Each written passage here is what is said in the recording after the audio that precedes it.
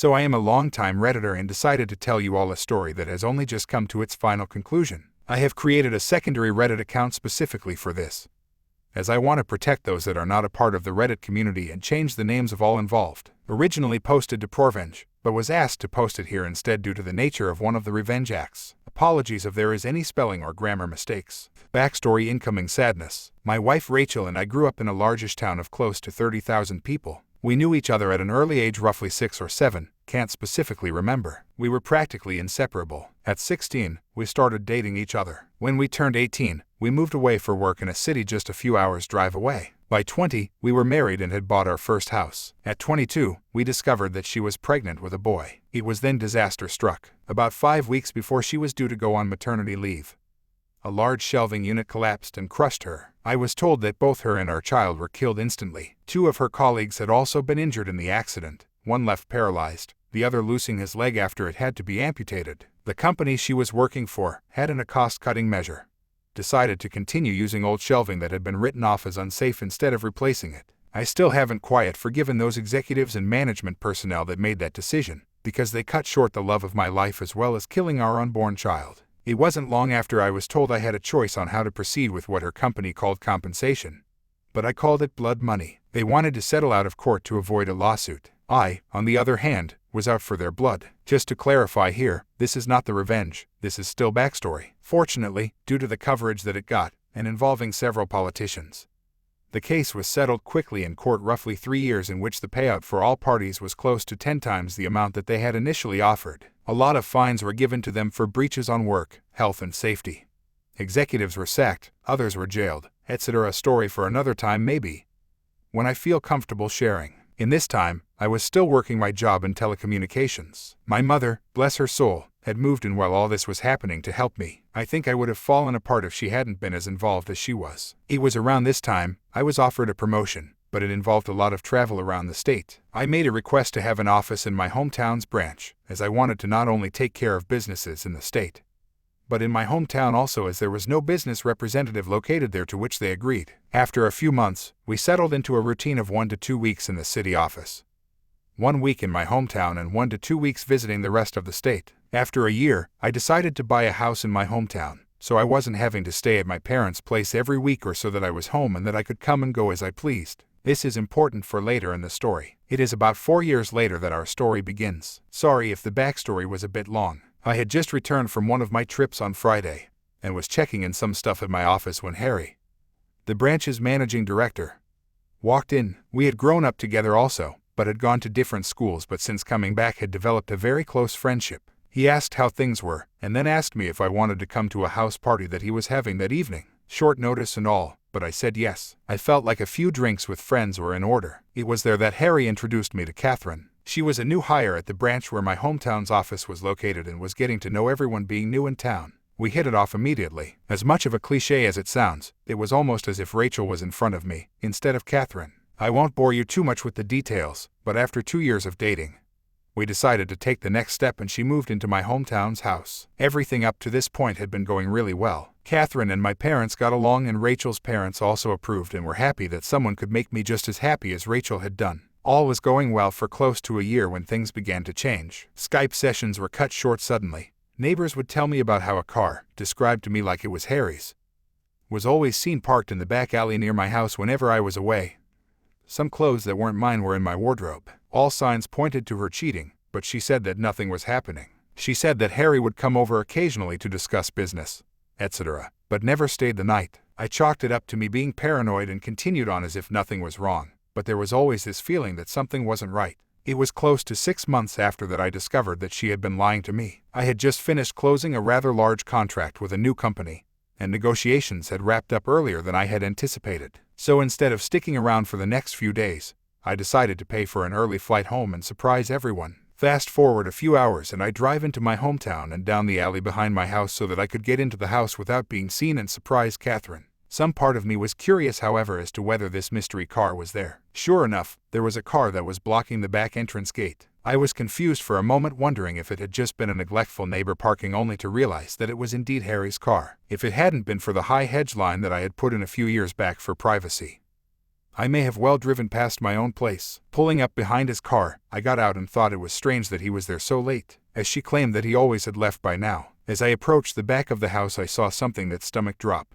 In my kitchen, Catherine and Harry were going at it hammer and tong. I froze. Time stopped. There was my close friend, having sex on my kitchen bench with my girlfriend. I didn't know what to do. So many questions were running through my head. Was this real or was I dreaming? Why were they having sex in my house? Feeling defeated, I turned and left without them seeing me. I sat in my car for what felt like an eternity. I was crying hard, but the sadness quickly turned into anger. The same kind of anger I felt towards those that were responsible for Rachel's death. I wanted to hurt them badly. As a pacifist, I don't believe in violence. It was then I knew I was going to punish them and destroy their lives. And what better time to start than now? I moved my car back up the alley, far enough away from my driveway that I could still see Harry's car, and then walked back to the gate where I could see into the house, and called her phone. They were still going for it when it rang. They both looked at the caller ID and did a double take when my name came up. I could see that she was considering answering it, and they let it ring out. After a few moments they were back into it again, and I dialed once again. This time she did answer.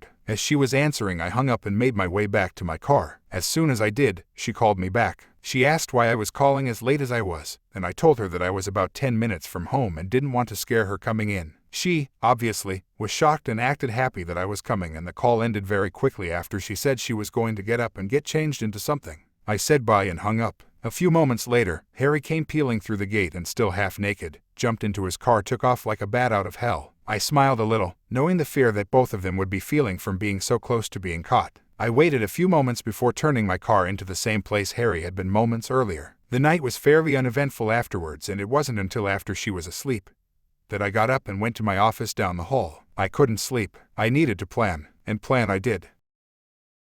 Caught 32 female, my fiancé 35 male of 11 years cheating. Wedding is in 90 days.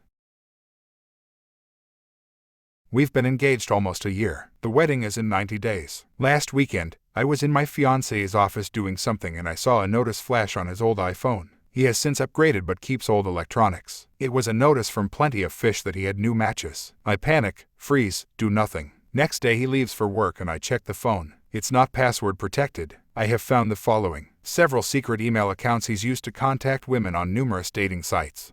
POF, Adult Friend Finder, Ashley Madison, OkCupid, MFW, Craigslist. You get the point. A long text string from an out-of-state number shows a conversation of them meeting in a hotel room, having sex, and he came 4 times, and the maintenance people knocked on the door while they were going at it. And how funny it is, and how sorry she feels for him that his frigid girlfriend isn't giving him what he needs. Let's also add to the fun and mention he was unemployed at the time and spending money on a hotel room. I can find smug satisfaction that later on, when he is trying to schedule round 2, she turns him down because he was never able to fully satisfy her, and she doesn't have time for that. Years upon years worth of email threads and multiple fake email accounts with countless women saying what they will do to each other when they finally meet, and how he can't wait to get a hotel room with them, and how he is glad they are taller than his girlfriend because she is so difficult to physically be with. I'm 5'6", he's 6'3". I am going to lose everything. We've lived together 10 years. I paid all of the deposits for the wedding. No kids, thank God. I took photos of enough of the texts and emails that I have cold, hard proof. I caught him posting online years ago, and he lied through his teeth, as I know now, made me believe him that he was only dirty talking online to masturbate to, and gaslighted me that I was the bad person for looking through his computer. He swore he'd stop. Admittedly, I'm not very assertive and have never been able to fully express what I need. Therefore, the sex between us has been pretty bad for the most part, and we're equally at fault. As much as I want to blame him for being selfish and lazy in bed, I am also at fault for not telling him to do better. Could this be salvageable? I am 32, so ready for children that I can't stand it, and I have given this man almost 11 years of my life. Part of me wants to cheat on him so we're even. The other part of me hates him so much I want to move out tonight. Aside from our sex problems, however, our relationship has been good. We are truly best friends. Honestly, typing all of this out was supposed to make me feel better, and now I feel worse. It's his birthday today, so I don't feel right trying to confront him until the time is right. Edit. Thanks to all who have swiftly replied to leave any insight into why the hell he hasn't left me. Edit. I'm hung up on the wedding because it's in Maui, and 28 of our closest relatives have plane tickets and condos paid for, and his parents are my second parents. This is going to be a hugely messy, painful breakup. Edit. Just to ease some minds, he's employed, but wasn't for 2 years through 2011. 2010 is the year I have concrete proof he slept with another. Bank accounts are separate, always have been. probably because he has been concealing purchases he didn't want me to see. I lose the house I've helped pay for because I don't live in a common law state, but I couldn't care less about the house. He was an asshole and bought it without me seeing or approving. Should have been my first red flag because I hate this dump. I only have proof that he slept with someone flee a single encounter. All the rest are cyber-sexing conversations, but obviously emotional cheating. Aka poor him had to live with someone who gives bad BJS. 4th edit. Just want to say again how much I appreciate the huge outpouring of support, and the tough love some of you have been nice enough to hit me with. I am at home trying to get my head into a little work before an afternoon of meetings. I have my most valuable things packed in a suitcase and ready to toss in my car. I am debating confronting him tonight or wait until tomorrow when he gets off work after I've had another day to shuttle my stuff to my brother's house. I might not be able to act normal tonight anyway. I don't know if I am going to cry or puke at any given moment of the day. My world has ended as I know it, and it hurts so bad because I was finally getting to a good place of feeling normal again after over a year of severe depression. I don't want this to be real. I don't want to lose the him I wanted him to be. I don't want to lose the life we built together despite the foundation of lies it's been built on. I know I will get through this, but I'm so exhausted from so much loss. In the last 2.5 years I lost my maternal grandmother, Mom, my 24-year-old brother-in-law, my dog, and maternal grandfather. This Saturday is 2-year anniversary of my mom's death. He has been a security blanket of comfort. It dawned on me that I become just as big of a lying asshole as he is if I continue to fake that everything is okay just to hold on to a false sense of comfort at home.